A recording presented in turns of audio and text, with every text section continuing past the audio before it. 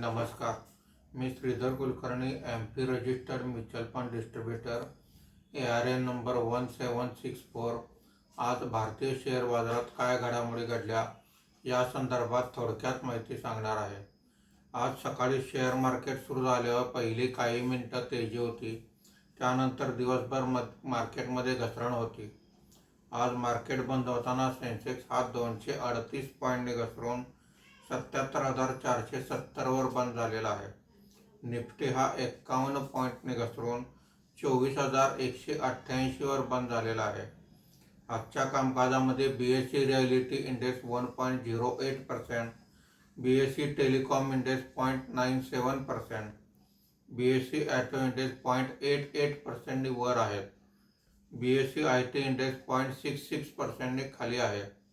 NSE mid cap index 0.30%, NSE small cap index 0.53% वर आहेत.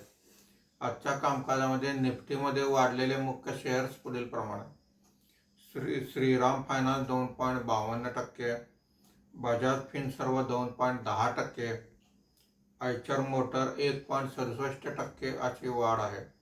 आज निफ्टीमध्ये घसरलेले मुख्य शेअर्स पुढील प्रमाणे: HDFC bank 2.08%, SBI 1.47%, Reliance industries 1.46% अशी घसरण आहे. आज FIIने 1,650 कोटी रुपयांची खरेदी केलेली आहे. देशी वित्तीय संस्थांनी 657 कोटी रुपयांची विक्री केलेली आहे.